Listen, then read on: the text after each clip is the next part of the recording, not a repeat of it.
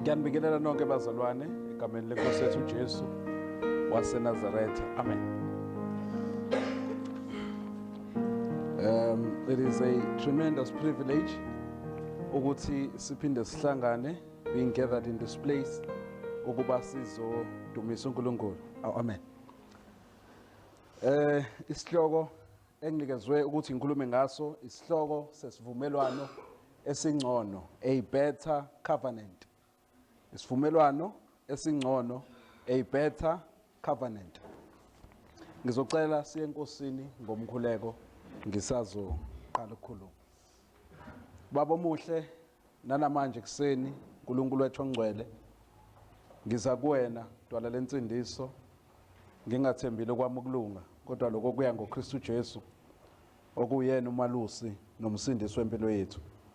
Baba, sibonga ukuthi wenze lesi sikhathi sibe possible, ukuba sihlangane kanje sizwe izwi lakho, ukuba sihlangane kanje sidumise wena uNkulunkulu wethu ongcwele. Baba wethu onamandla wonke, sibonga lesivumelwano osenzile usenza nabantu, ukuze uNkulunkulu wethu onamandla kube possible ukuba abantu babe nobudlelwano nawe. Namanje ke uNkulunkulu wethu ongcwele, sibuka ngokwezwi lakho, ngiyathandaza ukuthi usize mina ukuba uNkulunkulu wethu onamandla ngishumayele ngokuthembeka, nokuthi uNkulunkulu wethu ongcwele ekhulumeni ngalizwi lakho, umoya wakho ungisize uNkulunkulu wethu ongcwele okokuqala ukuba ungikhumbuze iqiniso lakho, bese kuthi inkosi okwesibili usize laba bantu abalalele ukuba uNkulunkulu wethu onamandla kufezeke uNkulunkulu wethu ongcwele izwi lakho kubona ngokuthi balizwe bese bayalenza uNkulunkulu wethu onamandla, ukuze wena Kristu Jesu udunyiswe empilweni zabo. La uNkulunkulu wethu ongcwele izwi lakho belikholwa belenza, and ekulenzeni uNkulunkulu wethu onamandla udunyiswe even ey'ndaweni abahlala kuzo. Abantu bebuka, abantu bethathwa uNkulunkulu bebabi, basindiswa uNkulunkulu wabahlanza, waphinde wababuyisela endaweni yabo bangangcola. uNkulunkulu wethu onamandla wonke, ngiyawukhulekela lowo musa nanamanje emini kwelihle igama lenkosi yethu Jesu waseNazaretha. uNkulunkulu wethu ongcwele, sengathi uNkulunkulu wethu onamandla wonke, umoya wakho uNkulunkulu wethu ongcwele ungasebenza each and every one of us. uNkulunkulu wethu onamandla, kakhulukazi ukuba sikholwe izwi lakho, uJesu Kristu adunyiswe manje kuze kube phakade. Amen. Isivumelwano esingcono kakhulu. Isivumelwano esingcono kakhulu. A better covenant is what I will be talking about today. Okokuqala nje ukubuza, kwesinye isikhathi ukukhulume ngento olethu find out into okhulumana ngayo abanye abantu banoqondo okuhlukile ngayo. Masikhuluma ngesivumelwano sikhuluma ngani? Leli gama covenant in English. Isivumelwano yibizo, a noun. Isivumelwano uma sisiningi noma sisebuningini kuthiwa isivumelwano. Ngokwesingisi kuthiwa it's covenant in plural. Now masisibuka isivumelwano nje generally on a dictionary interpretation, ngokwe dictionary ekuyiyona eyisichaza magama. La sikhuluma ngesivumelwano which is an agreement. Lokhu kuchaza ukuvumelana phakathi kwabantu ababili. Okokuqala, isivumelwano singasibuka la khona abantu ababili behlangana bezokwenza isivumelwano, beyibophezela ukuthi lokhu esikhulume namhlanje noma lokho okumiswe namhlanje thina sizokwenza. Umzekelo waleso sivumelwano sisibona la khona abantu ababili, insizwa ibona intombi, masiyithandile insizwa intombi, bese bayahlangana bamisa usuku, ngalolo suku bese bavumelana ukuba bazohlala ndawonye banakekelane kuze kufike usuku lokufa. Leso sivumelwano sincike kulabo abantu bobabili, ukuba bobabili kubibona abasifezayo, ukuba bobabili kubibona abasenzayo, bobabili kubibona ababambelela kuso. So impumelelo nokufeyila kwaso lesi sivumelwano sincike kubona laba bantu bobabili. Bese kuba khona isivumelwano ngokomthetho, the law. La khona uzoma ngokomthetho wenze isivumelwano. Isivumelwano lesi esiformal esilotshiwe phansi. Isivumelwano lesi esiyicontract noma isethembiso esilotshiwe kakhulu kukhona la umuntu othatha khona isibopho avume uma ezongena enkantolo umuntu akhulume uyasho ukuthi ngizawukhuluma iqiniso lodwa lo muntu usuke enzile isivumelwano ukuthi kumele ngikhulume iqiniso lodwa and inkantolo uma lonke ukuba lowo muntu imgwebe yileso sivumelwano esisivumelwano esenziwa ngaphansi komthetho noma masibuka isivumelwano ngokomthetho sibuka iclause noma ingcenye yelotshiwe thize kwicontract la khona lowo owenza isivumelwano ezokwenzelwa itayitela elisivumelwano noma esiassurance sokuthi ngempela lokuvumile uzokwenza bese siba nesivumelwano ngokwenkolo uma sibuka isivumelwano ngokwenkolo ila sibuka khona isivumelwano esiletha ukuzibophezela ngobudlelwano phakathi kwaNkulunkulu nabantu uma sibuka isivumelwano ngokwenkolo sibuka khona la kuba khona ubudlelwano noma kuba khona isibophezelo esirelate nobudlelwano phakathi kaNkulunkulu nabantu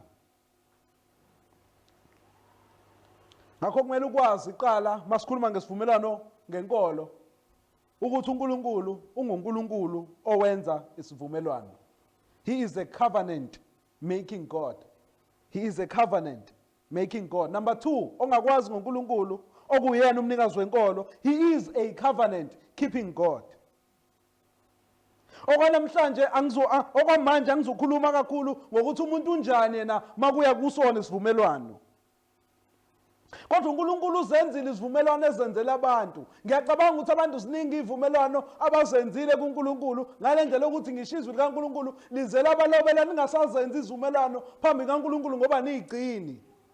Kodwa uNkulunkulu unguNkulunkulu osenzayo isivumelwano futhi unguNkulunkulu osigcinayo isivumelwano. Kunezivumelwano esizibonayo ezwini likaNkulunkulu uNkulunkulu azenzile. Ezinye lezi izivumelwano izivumelwano zikamoya noma izivumelwano ezithinta izinto zikamoya bese kuba khona isivumelwano uNkulunkulu asenzile ezithinta izinto zemvelo. Isivumelwano uNkulunkulu asenzile ezithinta izinto zemvelo noma ukuphila komuntu. Amen. Kodwa ngokwenkolo yabaJuda kunezethembiso uNkulunkulu azenze specifically nabaJuda ekuyibona ade bekholwa uNkulunkulu. There are promises God made with the Jews. And one of those promises ilentuzana isivumelwano asenze noAbraham esibizwa ngokuthi iAbrahamic covenant. Bese kuba khona isivumelwano uNkulunkulu asenza noMoses esibizwa ngokuthi Mosaic covenant. Bese kuba khona isivumelwano uNkulunkulu asenze noDavide, that is a Davidic covenant. Wonke lama covenant uNkulunkulu awenze specifically with the Jews. Noma ama-covenant awenze specifically nabakuzalwa abangabaJuda ngokokuzalwa. Amen. Kodwa zikhona ezinye izethembiso uNkulunkulu azenzile eBhayibhelini ezingaqondene nabaJuda. Zikhona izethembiso uNkulunkulu azenzile eziqondene nabantu in general. And isivumelwano uNkulunkulu asenze sokuqala isivumelwano esiqondene nabo abantu uqobo lwabo. Mawufunda incwadi kaGenesis chapter number 3 verse number 15. uNkulunkulu wenza isivumelwano nomuntu uAdam. Mawubuka lelazo ungazi uNkulunkulu ukhuluma naye inyoka. But inyoka kahle kahle uNkulunkulu mawusibuka lesithembiso ukhuluma naye uAdam njalo uNkulunkulu mayenza isivumelwano they are passed through ama promises. Mawukhuluma ngesivumelwano ukhuluma ngento eyisethembiso because isuke ingenzeki ngaleso sikhathi. Ngoba uma yenzeke ngaleso sikhathi ayisona isethembiso, yisenzeko osenzayo ngaleyo ndlela iyona icovenant. Uma namhlanje ngithi woza kusasa noma ungenayo imali yokubuya ngizokunika imali yokubuyela ekhaya ngikunikeza isivumelwano la sokuthi ngisho kungenzakalani kodwa imali yokubuya uzoyithola ngikwenza lokho kuyisethembiso namhlanje kungakafiki. KuGenesis chapter number 3 verse number 15 uthi lana ngizakubeka ubutha phakathi kwakho nowesifazane naphakathi kwenzalo yakho nenzalo yakhe yona iyakuchoboza ikhanda lakho wena uyakulimaza isithende sayo. Ngesikhathi uAdam esewile welesonweni ekade disiviwe wadisiva inyoka owesifazane wadisiva uAdam wadisivwa isono bonke bona phambi kaNkulunkulu and babesesonweni. uNkulunkulu wenza umhlatshelo abafihla ihlazo labo and lapho ngephambi mayeqeda ukujezisa inyoka noma mayeqeda ukwehlisa isiqalekiso phezulu konyoka ukhuluma lamazwi Uthi uNkulunkulu ngiyakwenza ubutha phakathi kwenyoka nenzalo yowesifazane. Athi ikhanda lenyoka liyochotshozwa inzalo yowesifazane. And la uNkulunkulu ukhuluma specifically ngenzalo, which is one seed, not the seeds. Uthi kunenzalo yowesifazane eyochoboza ikhanda lenyoka. Angazi because mawukuthi uNkulunkulu wayekhuluma nabo bonke abantu. In fact angaze nginyathele inyoka ngonyawo. In fact mengayinyathela ngingafa. Because wayekwenzeka ngelinye ilanga ngiyoqala unyaka wami oqala euniversity, ngavuka egogogweni engangileli kulo kwakunemambe yayimisa ikhanda phezukwami. Angaze ngwabona amandla angaka engavuka ngawo ngigxuma nyangasemnyango which was 2 meters away. And ngagxuma ngalelo langa even ispeed senyoka asange size singifice the way engangicautious ngakhona. Shuthi ngamanye amazwi lesethembisa uNkulunkulu ngaba sefezekanga kumina. Mangenzeka nje futhi ngife ngingalichobozanga ikhanda lenyoka. Ngesithende sami bese ngishaya isithende. In fact ngingangishaya isithende anginayo nehope ukuthi ngabuya esibhedlela. Bese kuba isivumelwano sesibili. Isivumelwano sesibili, mhlawumbe before sisibuke isivumelwano sesibili, ngifuna sibuke imvelo yalesi sivumelwano uNkulunkulu asenze noAdam. Imvelo yalesi sivumelwano uNkulunkulu osenzayo. uNkulunkulu ofungayo ethi kuzokwenzeka lokho. And because uNkulunkulu osenzayo akanamsebenzi uAdam nalesivumelwano. uAdam azange asuke athi uNkulunkulu siyavumelana, therefore akuncikanga kuAdam kuncika uNkulunkulu ngoba uNkulunkulu ngene kwesivumelwano neyedwa watshela ukuthi lokhu kuzokwenzeka. So ngamanye amazwi ukwenzeka kwalesivumelwano kulinke noma kuncike kuNkulunkulu. uNkulunkulu encike kuyena ukuthi asifeze. Oh amen. Bese kuba isivumelwano sesibili, isivumelwano leso asenze noNoah. Isivumelwano senze noNoah. Kwincwadi kaGenesis chapter number 8, uverse number 20 kuya 22. Lithi iBhayibheli la uNoah wamakhela uJehova ialtare, wathatha kuzo zonke izilwane ezihlambulukileyo wanikela umnikelo wokushiswa ealtare. Verse 21, uJehova wezwa iphunga elimnandi wathi enhlizweni yakhe angisayi kuphinde ngiqalekise umhlaba ngenxa yabantu ngokuba imicabango yomuntu mibi kwayisebusheni bakhe. Angisayi kuphinde ngibhubhise konke okuphilayo njengalokhu ngenzile. Umhlaba usekhona ukutshala nokuvuna, amakhawu nobusika, imini nobusuku okungayi kunqamuka, akukunqamuka. uNkulunkulu la emva kobhubhisa abantu ngenxa yesono wababhubhisa ngamanzi, amanzi ababhubhisa emhlabeni wonke. uNkulunkulu wafunga emva komnikelo kaNoah. Omunye angazayitshela ukuthi uNkulunkulu wenza umnikelo kaNoah wabese eqala ekhuluma amazwi angafanele. Cha, uNkulunkulu wenza lesi sethembiso because sasisuka kuyena, sasingasuka emnikelelo Noah wenzile. uNkulunkulu wathi esuka lapho, lithi iBhayibheli maliqala lapha lize lithi uJehova kwesibili, okuvezayo ukuthi uJehova kwangancikile nakumnikelo ukuzenza lesethembiso. Uthi washo enhlizweni yakhe wathi angiyophinde ngibabhubhise abantu bonke emhlabeni ngamanzi. Mhlawumbe wena ungathi kwayekwenzeka nje abantu babulawa yitsunami, uNkulunkulu uthe ngakaphinda babhubhise abantu bonke emhlabeni ngamanzi ngenxa yobubi babo. So uNkulunkulu la ukhuluma ngabantu bonke njengoba babhubhisa bonke abantu emhlabeni, wasave uNoah kanye nenzalo yakhe kuphela. Uthi uNkulunkulu isenze njengaleso angekaphinda senze. And kuze kuzobe namhlanje soloku umhlaba wama, akazi uNkulunkulu ayenze lento, akazi uNkulunkulu aphinde awenze lamazwi, akazi uNkulunkulu aphinde ababhubhisa abantu ngamanzi bonke emhlabeni njengalokho ayefungile. Uzathi kuma ihlobo, kuma ubusika, kuma ukufudumala nokubanda, makusamile ngekaphinda uNkulunkulu ayenze lento. Oh amen. And masibuka inature le covenant, isivumelwano lesuNkulunkulu angena kusona yedwa, isivumelwano lesuNkulunkulu angena kusona self determined and kuncike kuyena ukusenza and ukusifeza kuncike kuyena. That is why lesi sivumelwano kuvela ukumethemba uNkulunkulu, because that is why we can trust ngempela ukuthi ngempela uNkulunkulu is a covenant keeping God. Why? Because he has never broken this covenant he made with Noah. Oh amen. Akaza saphule lesi sithembiso. And when uNkulunkulu aphinde wenza isethembiso kuAbraham, lesisibiza ngokuthi iAbrahamic covenant. KuGenesis chapter number 15. KuGenesis chapter number 15. Cela sifunde kusona.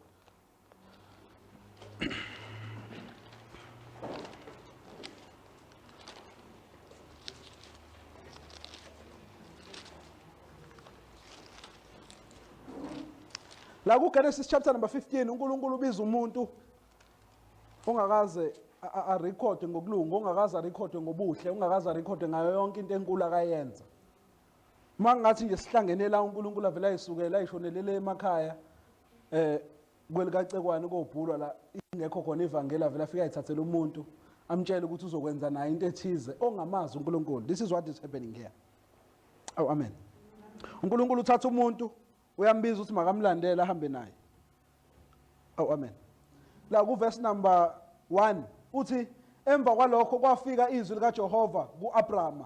Igama lalo muntu wakuAbrahama lifika ngombono lithi ungesabi Abrahama, ngiyisihlangu sakho, umvuzo wakho uyawukuba mkhulu kakhulu. Kepha uAbrahama wathi, Nkosi Jehova, uyakungiphani ngihamba ngingenamntwana? Indlalifa yendlu yami ingu-Eliyezeri waseDamaseko. uAbrahama wathi futhi, bheka awunginikanga nzalo, bheka inceku yendlu yami iyakuba yindlalifa yami. Bheka izwi likaJehova leza kuye lathi, lona akayikudla ifa lakho, kepha oyakuphuma ezibilini zakho uyakudla ifa lakho. Waphumisela ngaphandle wathi, bheka ngasezulwini ubale izinkanyezi, uma ungazibala. Wathi kuye, kuyakuba njalo inzalo yakho. Wakholwa nguJehova wambalela lapho kwaba ngukulunga. Wayesethi kuye, nginguJehova wakukhuphula e-Uri lamaKhaledi ukuba ngikunike lelizwe libe yifa lakho. Wathi inkosi Jehova, ngiyakwazi ngani ukuthi ngiyakulidla na?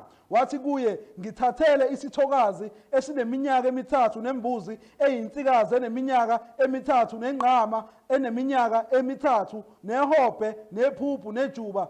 Wamthathela zonke lezo, wazinquma phakathi, wabeka kwayileyo naleyo ukuba ibhekane naye. Kepha izinyoni azinqumanga amanqe ahlela phezu kwezidumbu. uAbrahama wawaxosha, kwathi ngokushona kwelanga ubuthongo bunzima bamehlela uAbrahama, bheka washawa luvalo lobumnyama obukhulu.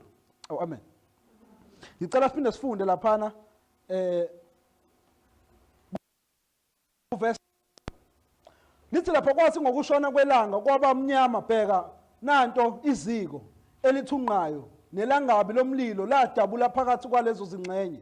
Ngalolo suku uJehova wasenza isivumelwano noAbrahama.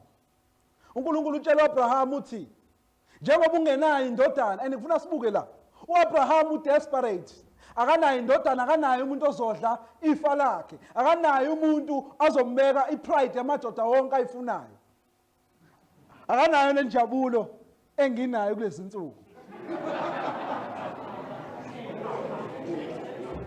Oh, amen. Le ndoda iyakhala le ndoda. And uNkulunkulu uzokwenza naye isivumelwano. Uyamtshela ukuthi buka ezulwini, buka inkanyezi. Buka inkanyezi ezulwini. Uthi njengoba inkanyezi zinjalo iyokuba njalo inzalo yakho. Iyokuba njalo inzalo yakho. Uthi nezwe engikukhuphulile ukuthi uzolidla, lelozo uzolidla. And uAbraham uyabuza ukuthi ngizokubona ngani lokhu na? And uNkulunkulu uthi thatha amaphupho, athatha inhlobonhlobo ezilwane laphana ezibaliwe. I'm not good with animals. Anginawo ngimbuza. Wathi memthathela wayibeka wayihlukanisa phakathi. Kwakuba njalo ngokwesiko la ngalesi sikhathi. Umuntu mayenza isithembiso wayezonquma isilwane abesedlula asinqahlukanise phakathi, adlule phakathi kwaso ukuze agcwalise ukuthi uzosenza leso sithembiso. And uNkulunkulu la ebusuku uAbraham eselele, kwathi ngokushona kwelanga kwabonakala ukukhanya komlilo. And uNkulunkulu wazodlula phakathi kwalelo ntuzana kwalezi zilwane ezinqanyuliwe ngaphandle kwamaphupho ezinqanyuliwe. Was confirm isithembiso sokuthi uzosenza kuAbraham. Lithi verse number 18, ngalolo suku uJehova wasenza isivumelwano noAbraham wathi, ngiyakunika inzalo yakho lelizwe kusukela emfuleni waseGibhithe kuze kube semfuleni omkhulu omfula iEufrate. And I love this word. It's one of my best scriptures. Why? Because ila uNkulunkulu ethembise khona ukuthi uzonikeza uAbraham umkhawulo wezwe, and it's link even kweschatology la khona uNkulunkulu ethembisa ngempela ukuthi mhla uAbraham emnikela ama-boundaries ngeke kuze kwenzeke angakwenzi lokhu uNkulunkulu. Ngifuna sibuke imotivation yalesethembiso. Okokuqala senziwa uye uNkulunkulu, siconfirmwa nguye uNkulunkulu ukuthi uzosenza. Uyena osifungelayo and kuncike kuyena uNkulunkulu ukuthi asenze, and uNkulunkulu ozosifeza. U-Abraham has got nothing to do with this. He's just a desperate man who does not have even ingane yomfana. Akanawo nentombazane. Oh, amen. Chapter number 17, verse number 1 to 7. U-Abraham eneminyaka engamashumi eyisishiyagalolunye nesishiyagalolunye uJehova wabonakala ku-Abraham wathi kuye, "NginguJehova uSomandla, hamba phambi kwami ungenacala. Ngiyakwenza isivumelwano sami phakathi kwami nawe, ngikwandise kakhulu." Usensenzile uNkulunkulu isivumelwano, but uthi ngizokwenza isivumelwano phakathi kwami nawe futhi. Uthi verse number 4, "Bheka ngokwami isivumelwano sami sikuwe, uyakuba nguyise wezizwe eziningi." Uthi there is a covenant isikuwena, kodwa manje leyo covenant yiphi? Leso sivumelwano zobuyise wezizwe eziningi. Esokuqala isivumelwano besihambisana nokuphila ka-Abraham, besihambisana nemvelo ka-Abraham, besihambisana nokuzalana ka-Abraham kanye ne-well-being ka-Abraham. But la uNkulunkulu usezokwenza a spiritual covenant sokuthi wena uzoba ubaba wezizwe eziningi. Awu, amen. Uyakuba ubaba wezizwe eziningi. Lithi lapho verse number 3, uAbraham wangobuso bakhe uNkulunkulu wakhuluma kuye. Wayekade eguqile uAbraham enza lento. And then uNkulunkulu besemnikeza isign yaleso sethembiso. Wathi akusokwa amadodana endlini yakhe, kusukela lapho asoka amadodana kuzo zonke izizukulwane zika-Abraham as a sign yokuthi uNkulunkulu uzofeza lesi sethembiso. Uma umuntu esesafezile isethembiso asekho isidingo sokuthi kube khona isimboli, but isimboli biyilokhu ikhona. Why? Because biyiconfirma ukuthi uNkulunkulu nesethembiso asenzile nenzalo ka-Abraham. Oh, amen. After this sibone esinye isethembiso esesibiza ngokuthi Mosaic covenant. Isethembiso uNkulunkulu asenza noMose. Isethembiso uNkulunkulu asenza noMose. Oh, amen. Ngicela sihambe sekwincwadi ka-Exodus chapter number 19.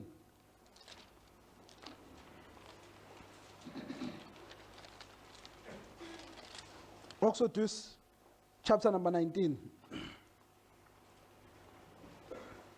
Chapter number 19 verse number 3. uMose wakhuphukela kuNkulunkulu uJehova esentabeni wamemeza kuye wathi, "Yisho kuyo indlu kaJehova ubatshele abantwana bakwa-Israyeli uthi, nibonile lokhu engikwenzile kwabaseGibhithe nokuthi nganithwala ngamaphiko okhozi nganisondeza kini. Ngalokhu uma nilalela nokulalela izwi lami nigcina isivumelwano sami, niyakuba yigugu lakimi kunazo zonke izizwe ngokuba umhlaba wonke ungowami." Now sesiza kwisivumelwano uNkulunkulu asenza noMoses. Isivumelwano sokuthi nilalele kuze. Isivumelwano uNkulunkulu asibekela ama-conditions. Uthi kulesivumelwano uma nilalela nokulalela nigcina isivumelwano sami, therefore mina uNkulunkulu ngizokwenza. Oh, amen. Sekuyisivumelwano la khona uNkulunkulu engena noMoses ekutheni they have to do something ukuze bathole something. Oh, amen. Uthi verse number 5, "Kalokhu uma nilalela nokulalela izwi lami nigcina isivumelwano sami, niyakuba yigugu kimi kunazo zonke izizwe ngokuba umhlaba wonke ungowami, nibe ngumbuso wabaphristi kimi nesizwe esingcwele."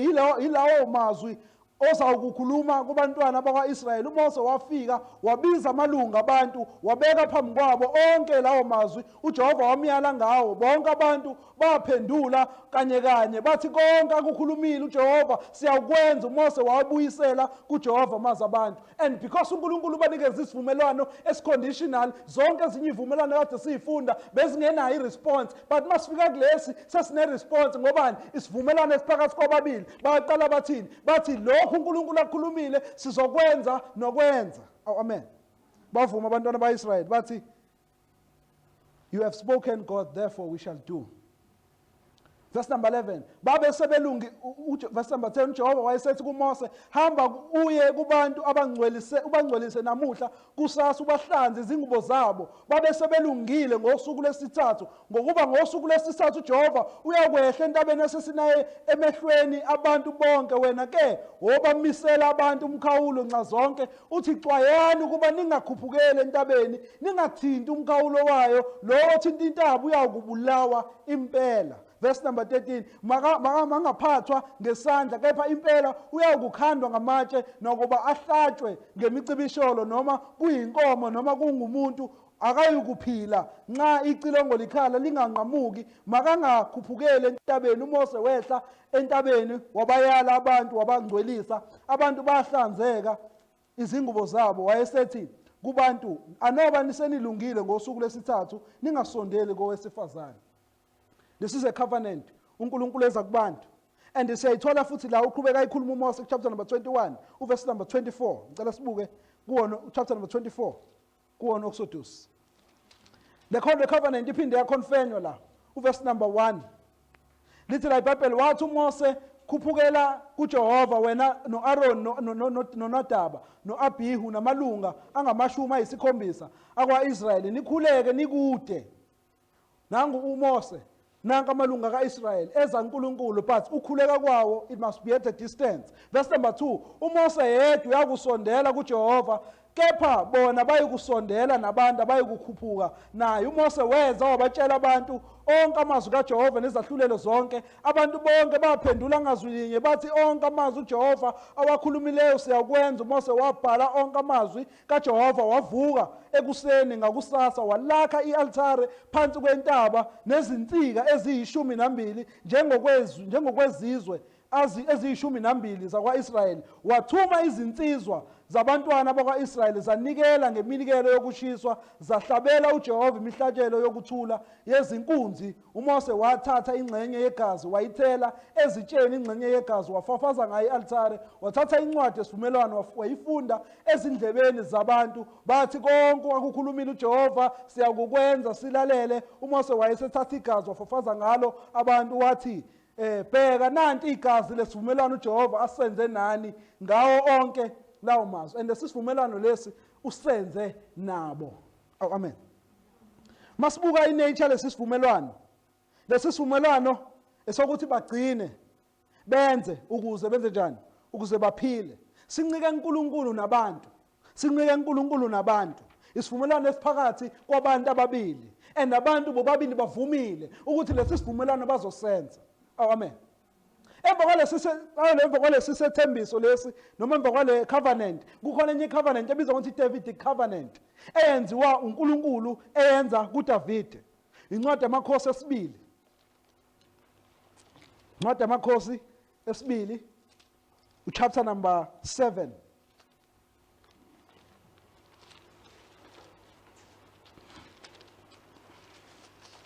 Verse number 8 kuya ku-17. Oh sorry, incwadi kaSamuel. I'm sorry. Incwadi kaSamuel wesibili chapter number 7.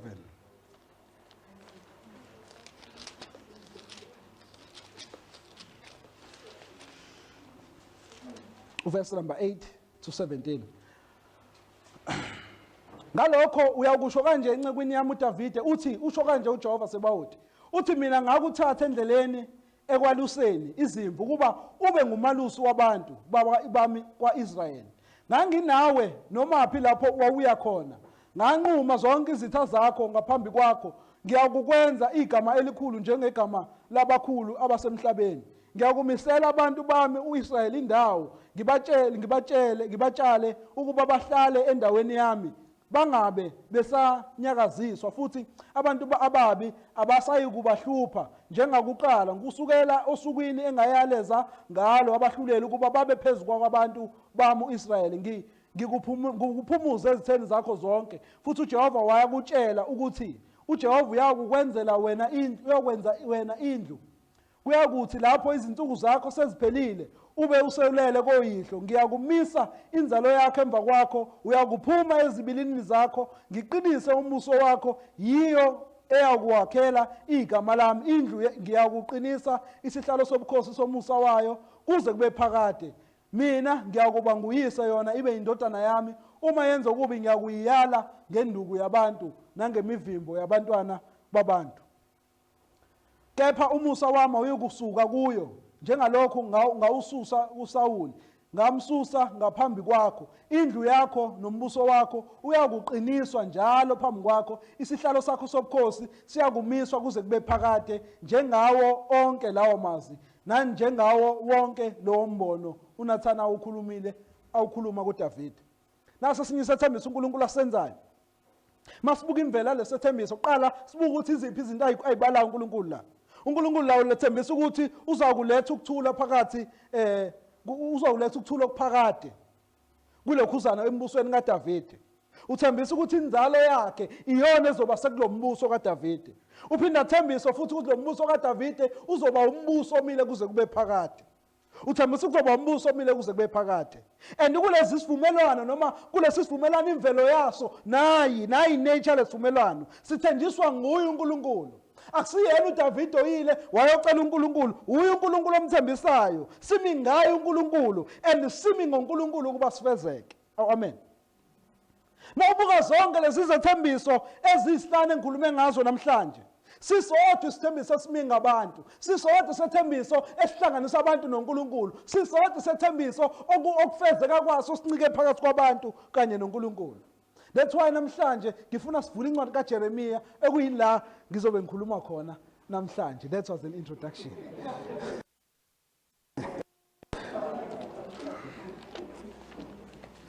Amen.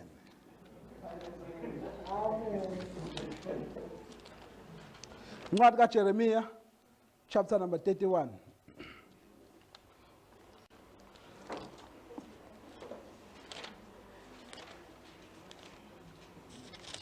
Incwadi kaJeremiya chapter number 31. Siyafunda la ku verse number 1. Ngaleso sikhathi uJehova ngiyakuba nguNkulunkulu wemindeni yonke kwaIsrayeli, yona ibe ngabantu bami. Usho kanje uJehova uthi abantu abasele enkembeni bafumana umusa ehlane. Amen. Verse number 31. Bheka izinsuku ziyeza usho uJehova lapho ngiyakwenza isivumelwano esisha nendlu kaIsrayeli nendlu kaJuda. Kungenjengesivumelwano engasenzayo nawoyise mhla ngibabamba ngesandla ukubakhipha ezweni laseGibhithe. Isivumelwano sami abasaphula noma ngangiyinkosi yabo usho uJehova. Kepha yilesi isivumelwano engiyakusenza nendlu kaIsrayeli. Emva kwalezo zinsuku usho uJehova ngiyakufaka umthetho wami ezibilini zabo, ngiwulobe ezinhlizweni zabo, ngibe nguNkulunkulu wabo bona babe ngabantu bami. Abasayi kufundisana kube yilowo nalowo umakhelwane wakhe, kube yilowo nalowo umfowabo, ngokuthi yazi uJehova ngokuba bonke bayakungazi kusukela kwabancane kuya kwabakhulu bonke usho uJehova ngokuba ngiyakuthethelela ububi bakho nesono sabo angisakukhumbula. Yikho-ke lesethembiso uNkulunkulu asenzayo sokugcina. Uthi uNkulunkulu nasi isethembiso esisha engizosenza nabantwana bakaIsrayeli. Amen. Uthi uNkulunkulu bheka izinsuku ziyeza usho uJehova lapho ngiyakwenza isivumelwano esisha nendlu kaIsrayeli nendlu kaJuda. Lapho uNkulunkulu umemezela isivumelwano esisha. Uthi there is a new covenant that is coming. Umbuzo uthi kanti esidala bekade sinani noma esidala kade bekuyisiphi kulezi sivumelwano? Esidala makuwukuthi mhlambe siyasusha sishintshelwani pho sona. Amen.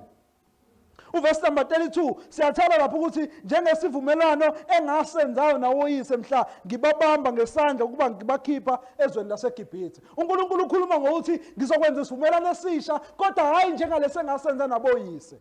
Oshuthi kahle kahle uNkulunkulu kuzo zonke lezivumelwano hayi ukuthi umelana nazo zonke kodwa kunesivumelwano uNkulunkulu athi sona sidala kunesivumelwano esisha. Isiphi leso sivumelwano? Isivumelwano esasimele ukuthi senze ubudlelwano nabantu noNkulunkulu. uNkulunkulu wenze zonke izethembiso izivumelwano kodwa kuthema isefika kwisivumelwano asenza noMose wenza isivumelwano esizoba nobudlelwano nabantu, sebenza ubudlelwano phakathi kwabantu noNkulunkulu. And leso sivumelwano noma kufanele kube isivumelwano esenza abantu babe nobudlelwano noNkulunkulu, kodwa iproblem ukuthi laba bantu uqobo labo babe neboundary yokuthi bakwazi ukuza kuNkulunkulu. Ngale ndlela ukuthi nomuntu uMose esethi singcweliseni for 3 days ukuba nambe nobona uNkulunkulu, still kokufanele kube kwimkhawulo ngoba bakwazi ukuyoma kwipresence kaNkulunkulu. Amen. And uNkulunkulu la ngifuna ngizokwenza isivumelwano esisha esingafani naleso sivumelwano engasenza kanye nabantwana bakaIsrayeli mhla ngibakhiphe eGibhithe. Isizathu sokuthi kungani uNkulunkulu eletha noma yekela isivumelwano lesi esibiza ngokuthi isivumelwano esidala na? Because lento yokuthi khona isivumelwano esisha kusho ukuthi khona isivumelwano esidala. Usho njalo umbhalo amaHebheru kule ncwadi besiyifunda chapter number 8. Amen. Uthi verse number 32 kuwona uJeremiah uB uthi isivumelwano sami abasaphula noma ngangiyinkosi yabo usho uJehova. uNkulunkulu into ayenza kubantwana bakaIsrayeli wayi-introduce wathi mina ngizoba uNkulunkulu wenu, hambani phambi kwami, nasi isivumelwano wami njengenkosi. Njengalokhu inkosi ingena kuma-citizens azo ithi njengoba ngizonibusa nayi imithetho ekufanele niyilandele ukuze lo mbuso uhambe kuye phambili, nayi imithetho ekufanele niyilandele ukuze lo mbuso ukwazi ukuba nobudlelwano phakathi kwenkosi yenu nani ningabantu bami. Wenza njalo uNkulunkulu, waba yinkosi yabantwana baka-Israyeli, kodwa abantwana baka-Israyeli basephula isethembiso sakhe. Abagcinanga ngokusephula isethembiso sakhe, ngaphezu kwaloko bona uqobo lwabo bayifunela enye inkosi. Uthi ekhuluma kuSamuel ethi bayekele laba bantu ngoba bengiyinkosi yabo, kodwa manje ngiyakubanikeza inkosi. Wabanikeza uSawuli inkosi yabalidela ukuba bangamlaleli uNkulunkulu. Amen.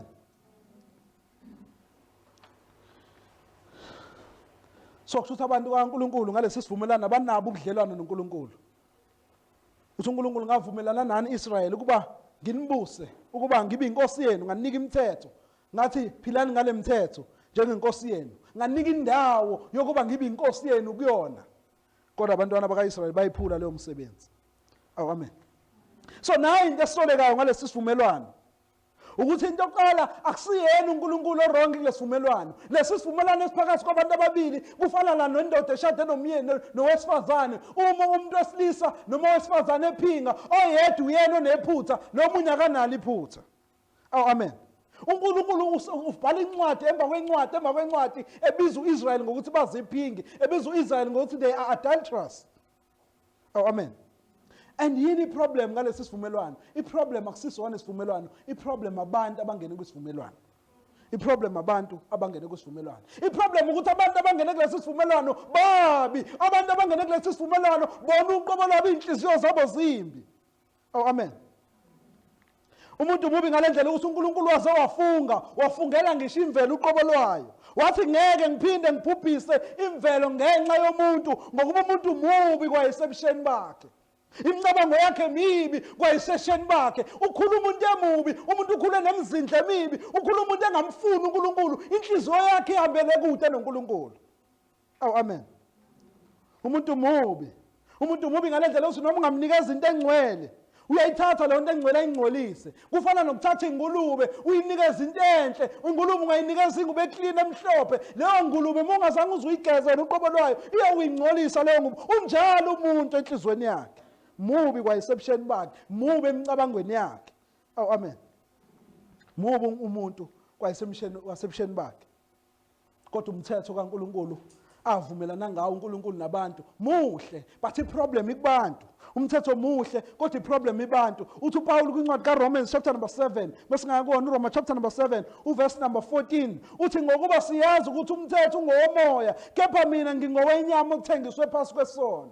Kahle kahle umuntu ugqilaziwe, uthengisiwe, ungaphansi kwesono. Umthetho kaNkulunkulu akakwazi ukuthobela ngoba uyisigqila sakwenye indawo, akakwazi ukuthi alalele umthetho kaNkulunkulu. Uyisigqila sakwenye indawo. Amen. Uthi lana uPaul, ngokube ngikwenzayo angiqondi, ngokube ngikwenzayo akusikho lokho engikuthandayo, kodwa lokho engikuzondayo yikho engikwenzayo. Unjalo umuntu ogqilazwe isono akakwazi ukwenza umthetho kaNkulunkulu ngaso sonke isikhathi. Umuntu ogqilazwe isono uma usemndenini usebenza, uyisigqila sakhona, awenzi lokho okuthandayo, kodwa uyisigqila salapho akakwazi ukusukuma yiyo le ngifisa ukuyenza. Ufisa ngisho ukubusa but akakwazi ukubusa because uyisigqila saleyo ndawo. Kanjalo umuntu ugqilazwe isono, ugqilazwe isono. Amen. Uthi uPaul verse number 16, kepha uma ngenza lokho engingakuthandiyo ngiyavumela umthetho ukuthi muhle. Iproblem la kuyena uNkulunkulu. Iproblem akusiwona umthetho kaNkulunkulu. Umthetho muhle for the fact ukuthi une-desire yokwenza lokho umthetho kaNkulunkulu kukhombisa ukuthi umthetho muhle, but iproblem ikuyena umuntu. Uthi verse number 17, kodwa kalokhu akuseyimi engikwenzayo kodwa yisona esihlala kimi, ngokuba ngiyazi ukuthi kimi kungukuthi enyameni yami akuhlala okuhle ngokuba intando ikhona, kepha kodwa ukwenza okuhle akukho. Uyibiza ngokuthi uMartin Luther, umuntu is bonded to sin. Umuntu uboshelwe ejokeni lesono. La isono sifuna ukuthi aye khona, yilapho eya khona. Amen. lapho isono simisa khona uyakhona. Oh amen. So umuntu uthunjiwe enye inkosi. uNkulunkulu wabenza baba ukuthi abanikeze ukuthi babe inkosi yabo, abe inkosi yabo, but akakwazanga ukuthi bavumele ukubuswa uNkulunkulu ezinkosi yabo. Why? Because umuntu uthunjwe enye inkosi, ungaphansi komunye umbuso. Ngawe ngaphansi komunye umbuso uzokwenza omunye umthetho futhi. Uzokwenza omunye umthetho. Uverse number 23 uPaul uthi kepha ngibona omunye umthetho ezithweni zami olwayo nomthetho wengqondo yami ungithumbele emthethweni wesono. Because umuntu ubuswa isono siyinkosi yakhe, simnikeza umthetho ukuthi athobele sona isono uqobo lwaso. Isono uyasithobela because siyinkosi yakhe. Ubona omunye umthetho uvela kuyena omthumbela kumthetho wesono. Awu amen.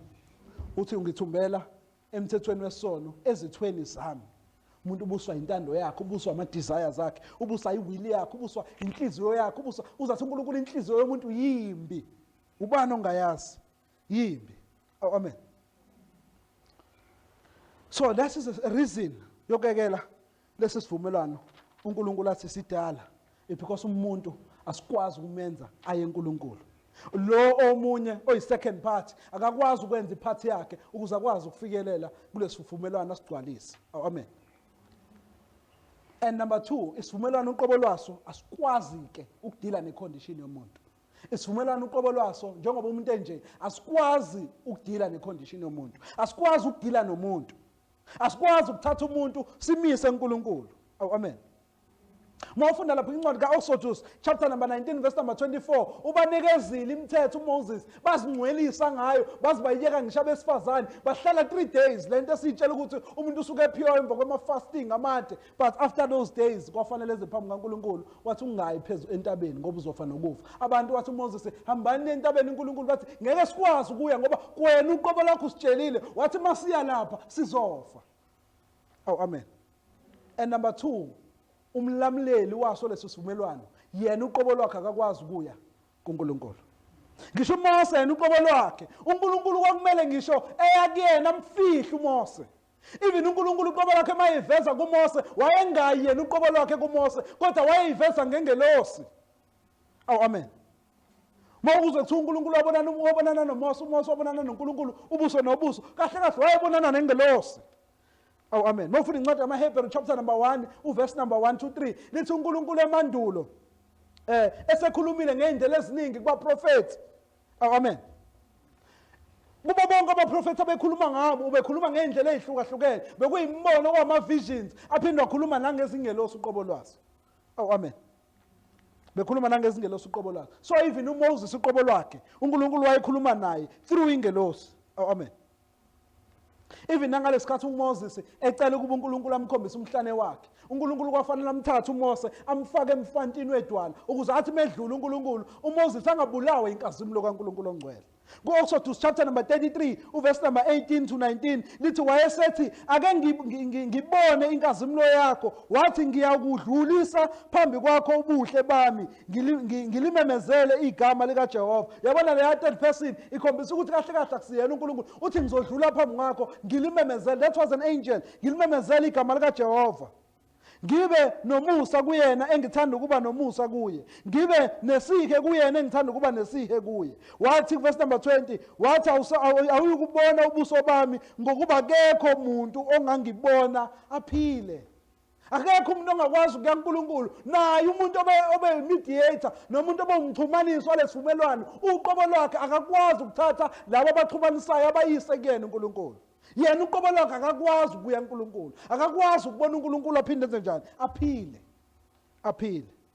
Kodwa uNkulunkulu wenza isihe ukuthi uMoses abe nobudlelwane naye, wenza isihe ukuthi uMoses abe nobudlelwane naye. Amen.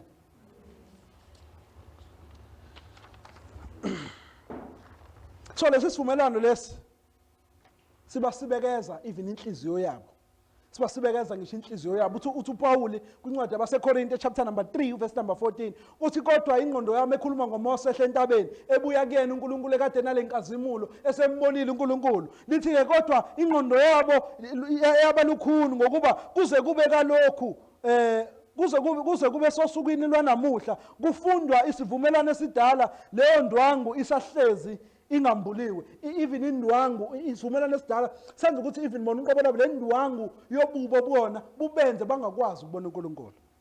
Awu amen. Ayikwazi ukubenza bambone uNkulunkulu. Awu amen. Therefore uNkulunkulu uthini? I will bring a new covenant. Ngizokwenza isivumelwano esisha. Ngizokwenza isivumelwano esisha.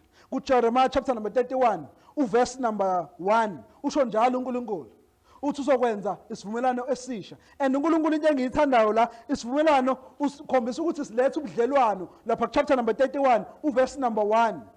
Uthi njengaleso sikhathi usho uJehova ngiyakuba nguNkulunkulu wemindeni yonke yakwa-Israyeli, yona ibe ngabantu bami, usho uJehova. Oh amen.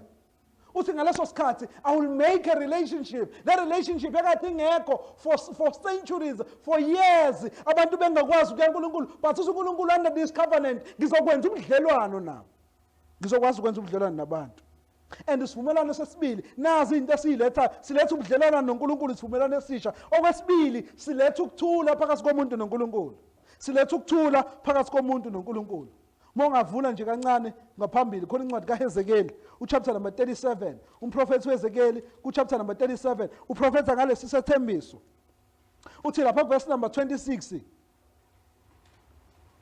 ngiyakwenza isivumelwano sokuthula nabo sibe isivumelwano esiphakade nabo. Uthi uNkulunkulu uma ngenza lesivumelwano bazoba nokuthula okuphakade. Akusazoba khona iwar phakathi komuntu noNkulunkulu. Abasazokwazi abantu ukuthi babenza uNkulunkulu bangabi nako ukuthula. Akusazoba khona ulaka lakhe, but they will have peace with God forever and eternal peace.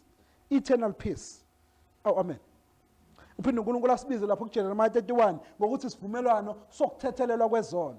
Isivumelwano sokuthethelwa kwezono. Kuverse number 34 kaJeremiah uthi abaye ukufundisana kuba yilo nalo umakhelwane wakhe, kube yilo nalo umfowabo, ngokuthi yazi uJehova ngokuba bonke kuya kusuka kwabakhulu babo, usho uJehova ngokuba ngiyakuthethelela ububi babo nesono sabo, angisayi kusikhumbula. Isivumelwano leso uNkulunkulu azothethelela ngaso abantu, angaphinda akhumbule izono zabo. Angaphinda akhumbule izono zabo. Oh amen. And isivumelwano esenza bakwazi ukuthobelana uNkulunkulu. And kona la uverse number 34 uthi akasekho yofundisa omunye kwabakhulu nabancane. Akasekho yothi mazi uJehova. Why? Because uNkulunkulu imithetho yakhe le ibahlula uzoyifaka enhlizweni zabo. Uzoyifaka enhlizweni zabo. Uqobo lwakhe uthi kuverse kuEzekiel uzoqala shintsha inhliziyo yabo, akhipha inhliziyo yetshe, afake inhliziyo yenyama kumuntu ekwazi ukumlalela uNkulunkulu, abese emnika imithetho yakhe akwazi ukuyithobela. Oh amen. And isivumelwano lesi esiletha insindiso yabo. Isivumelwano esiletha insindiso yabo. uNkulunkulu wayekushilo lo kuncwadi kaIsaiah, mobheka umprofeti Isaiah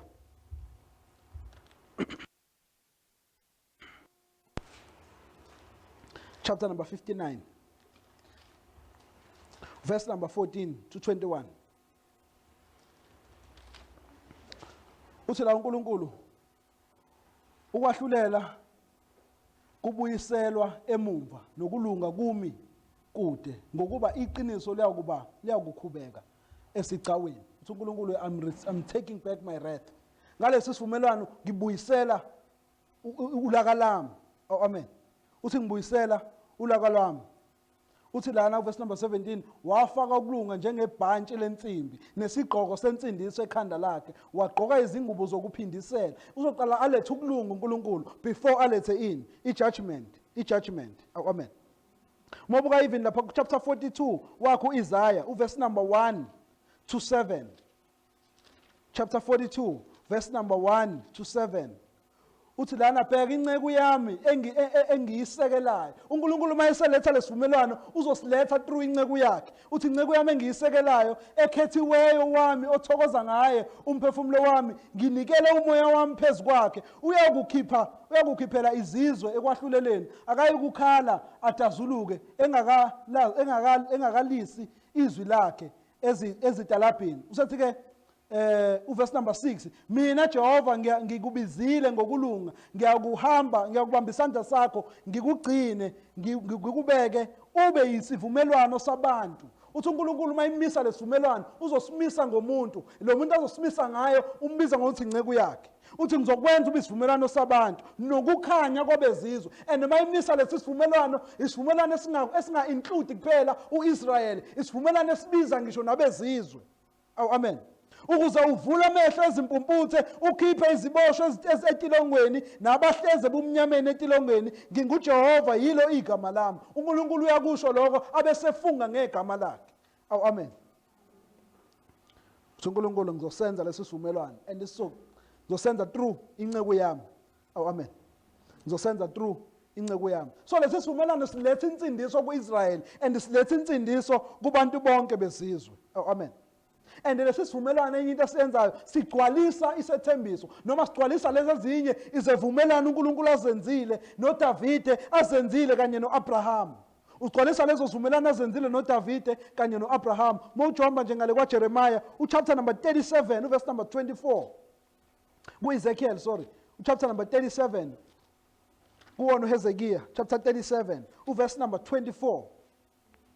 Uthi inceku yami uDavide iyakuba yinkosi phezukwabo, kube ngumalusi munye, kube bonke bayakuhamba ezahlulelweni zami, bagcine izimiso zami bazenze. uNkulunkulu ngalesi sivumelwano uzogcwalisa ngisho izithembiso zikaDavide zokuthi inceku le uNkulunkulu abeyithembisile kuDavide ukuthi iyobusa esihlalweni sakhe, ifike ngalelo langa ibuse, mayibuse ibuse izizwe. Amen. Uphinda athi verse number 25. Kuwona bayakuhlala ezweni engilinike inceku yami uJakob, ukhombisa isivumelwano asenza noAbraham. Uthi bayohlala ezweni, he will also give them izwe uNkulunkulu abanikele lona. Kulo oyihle bayokuhlala kulo bona nabantwana babo nabantwana babantwana babo kuze kube phakade. uDavide inceku yami abe isikhulu sabo kuze kube phakade. And uNkulunkulu lesithembiso uthi nje ngokugcwaliseka kwaso uzosenza size kube isethembiso esingunaphakade. La enika uIsrael indawo, la enikeza uIsrael inkosi, la esindisa khona even abezizwe. That will be an eternal covenant engasoze yanqamuka. Amen. So lesi sithembiso lesi sigcwalisa izethembiso zikaDavid. And number 7, sigcwalisa isethembiso uNkulunkulu asenza ngoAbraham. Sigcwalisa isethembiso asenza ngoAbraham. Ngoba le nceke uNkulunkulu ayisilethile iyona ezofa if on behalf of men, kube iyona emisa lesi sethembiso. Amen. And lesi sethembiso lesi sihlanza unembeza wabantu, sihlanza unembeza wezoni. Lo nembeza lo owafa ngesikhathi abantu befa ku-Adam. Mofunda kuwona chapter number 7 ka-Ezekiel. In fact uEzekiel naye uJeremiah bakhuluma ngesethembiso esiyi-1. Amen. Ku-Ezekiel chapter number 37 verse number 23. Uthi laphana abasayi kuzingcolisa ngezithombe zabo nangokuzondekayo kwabo nangesisodwa seziphambeko zabo, kepha ngiyakubasindisa kukho konke ukuhlehla kwabo, abone ngakho ngibahlambulule baze babe ngabantu bami, mina ngibe nguNkulunkulu wabo. Amen. Uthi uNkulunkulu uyobahlambulula aze bahlambulule even unembeza wabo. Verse number 27, abesethi verse number 27, mase bahlambululile athi ithabanakeni lami liyakuba phezu kwabo, ngiyakuba nguNkulunkulu. Once uNkulunkulu abahlambulula, then uzohlala kubona, usezohlala kubona. Amen. That's why bekhuluma noDavide ethi ngekungakhela indlama, ngekungakhela indlama. Amen. Now kungani lesi singcono kakhulu na? Kungani lesivumelwano singcono kakhulu kunalesi sivumelwano esasikade senziwe kuMose na? Kungani singcono kakhulu lesi sivumelwano? Ngicela sikuncwadi abaseKorinte besibili uchapter number 3. Incwadi abaseKorinte besibili uchapter number 3. I've got few things nje engizozisho and then we will close. 2 Corinthians chapter number 3 verse number 15.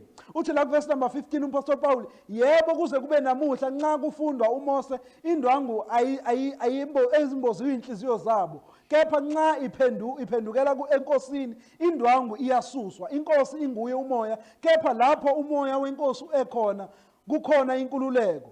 Kepha thina sonke esibuka ngobuso obambuliweyo inkazimulo yenkosi njengasesibukweni siyaguqulwa sibe njengalowo mfanekiso, ngokuba enkazimulweni njengalokho kumi ngenkosi engumoya. into yokuqala lesivumelwano simi ngenkosi engumoya. Lesivumelwano simi ngenkosi enguJesu Kristu. And lesivumelwano lesi sithi masisiguqula thina, masisibuka kusona, sibuka yona lenkosi, siyaguquka, sikwazi ukufana nayo uqobo lwayo. Lesivumelwano simi ngayo lenkosi ekuyiyona emise lesivumelwano. Amen. Number 2, lenkosi ekuyiyona emisa lesivumelwano ingumlamleli wethu uqobo lwayo. Ingumlamleli wethu uqobo lwayo. Kwincwadi yamaHebheru chapter number 9. Umbhalo wamaHebheru ku chapter number 9 uverse number 14 kufundeka kanje uthi kakhulu kangakanani igazi likaJesu ozinikela kuNkulunkulu ngomoya ophakade. Lenkosi emi ngomoya yazinikela kuNkulunkulu ngomoya ophakade engenacala lizakuhlanza unembeza wethu emisebenzini efileyo ukuze sikhonze uNkulunkulu ophilayo.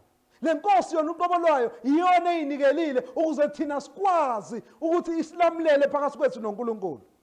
Iyona eyinikelile ukuze ikwazi ukusilamulela phakathi kwethu noNkulunkulu. Sesingakwazi ukukhonza uNkulunkulu ngomoya ovumayo. Sesingakwazi ukukhonza uNkulunkulu ngomoya ovumayo. Amen. So umlamuleli wasesivumelwano uyena uqobo omisa lesisivumelwano. That's number 3. Umlamuleli walesisivumelwano uyena uqobo osimisayo lesisivumelwano. uJesu uthi chapter number 10 kaMateyu 26. Ku chapter number 26 kaMateyu uverse number 28. Utshela abafundi bakhe la.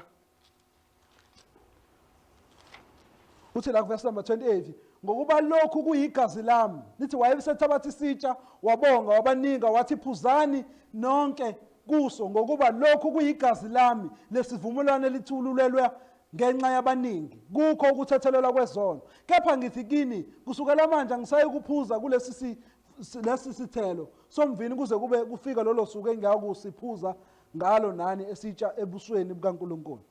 uJesu Kristu wathatha igazi lakhe uqobo lwakhe wangena ngalo wamisa lesisivumelwano. Lenkosi uqobo lweyo yiye yamisa lesisivumelwano lesi ukuze ikwazi ukukhipha labo abayizoni kulomunye umbuso bangenise kulombuso ukuze bakwazi ukuthobela uNkulunkulu.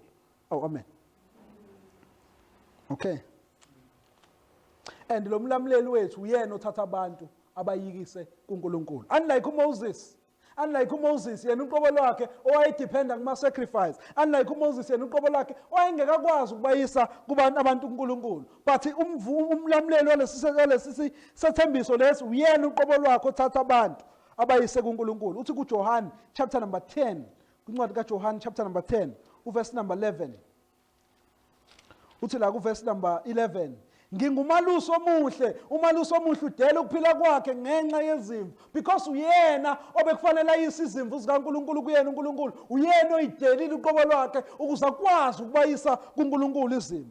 Udela ukuphila kwakhe ngenxa yezimvu, okhokhelayo ngesiye umalusi izimvu zingesizo ezakhe bona impisi iza ushiya izimvu abaleke. Kanjalo noMose wathi mebona abantu bekhala bethi asikwazi kuNkulunkulu ngoba ushilo ukuthi masiya lapha sizofa. Akayenzanga indlela ukuthi abayise uNkulunkulu, kodwa wabashiya kanjalo wahamba yedwa yaNkulunkulu. Unjalo kokhokhelwayo. Uthi verse number 13, verse number 14, mina ngingumalusi omuhle, ngiyazazi ezami nezami ziyangazi. Njengalokhu ubaba uyangazi nami ngiyamazi. Ubaba ngidela ukuphila kwami ngenxa yezimvu, nezinye izimvu enginazo ezingesizo ezalesi sibaya nazo ngimele ukuziletha. Ziyakuzwa izwi lami kube mhlambi munye nomalisi munye. Verse number 17, ngalokhu ubaba uyangithanda ngokuba ngidela ukuphila kwami ukuba ngibuye ngikuthathe. Dela ukuphila kwakhe ukuze athathe izimvu azise kuNkulunkulu. Umalusi omuhle. Amen. In fact, that is what God has proclaimed. Yona uNkulunkulu ayiproclaima lapha kwincwadi kaEzekiel chapter number 34 uverse number 16. Yona into uNkulunkulu ayiproclaimayo maye kade enze lesethembiso futhi again. Uthi lapha verse number 16, ngiyakufuna ezilahlekileyo ngibuyele ngibuyise ezixoshiweyo, ngibophe ezaphukileyo, ngiqinise ezigulayo, kepha ezikhulupheleyo nezinamandla ngiyakuzichitha ngizaluse ngokwahlulela. Nina ke izimvu zami, isho inkosi uJehova, ithi bheka ngiyakwahlulela phakathi kwezimvu nezimvu naphakathi kwezimpongo. Amen. uNkulunkulu yena uqobo lwakhe uyideclareile wathi I'm the one who will come down ngizolida izimvu zami uqobo lwami. because izimvu zikwazi ukuya kumelusi, umalusi uza kuyena ukuze afune izimvu ayibuyisele kuye. Awu amen. Now sengivala kulo 5 minutes ngifuna sibuke in-nature yale covenant. Ngifuna sibuke in-nature yale covenant.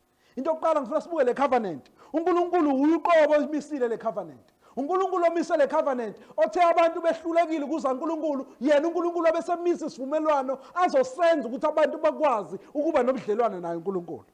Awu amen. So silele kuyena uNkulunkulu. That's number 2. Silele kuyena uNkulunkulu kuba senzeke. Number 3, silele kuyena uNkulunkulu kuba sifezeke. Awu amen. After all these covenant besisothi ilentuzana isivumelwano esephukile, isivumelwano uNkulunkulu asenza savumelana kanye nabantu, bahluleka abantu ukusigcina. Na uNkulunkulu usengena kwisivumelwano esingamthinti umuntu. Mawufunda kule ncwadi kaJeremiah ulokethe I will. Uthi ngizokwenza kuze kube segcineni. Abesothi wena indlela ongaresponda ngayo. Uthi kwincwadi kaEzekiel chapter number 36 uverse number 26 uthi wena uqobo lakho into efanele uresponde ngayo. Uthi wena must be ashamed. You must be ashamed. Oh amen. Mawufunda Ezekiel uverse number 26 kuya kuverse number 32 uthi wena you must be ashamed. Uthi khona bezoba namahloni babone izono zabo. Babe namahloni. Oh amen. Babe namahloni. And imotivation yokuthi uNkulunkulu enze lokho uthando lwakhe. Imotivation yokuthi uNkulunkulu enze lokho uthando lwakhe. Uthi kuyona incwadi kaJeremiah chapter number 31 uverse number 3. Uma iqala nje before enze lesithembiso lesi kuverse number 3 uyachaza la ireason for ukwenza lesithembiso noma ukwenza lesivumelwano. Uthi uJehova wabonakala ekimi ekude wathi ngikuthandile ngothando oluphakade. Ukhuluma nabantwana bakhe uthi ngithandile ngothando oluphakade. That's why I'm making this covenant. Ngithandile umuntu ngothando oluphakade, ngalokho ngikudonsile ngomusa. Kahle kahle imotivation uthando lukaNkulunkulu nomusa kaNkulunkulu. Uthi ngikuthandile enginalo and uthando olunalo ilona elingenze ngikudonse ngikulethe kimi. Ilona engenze ngikudonse ngikulethe kimi.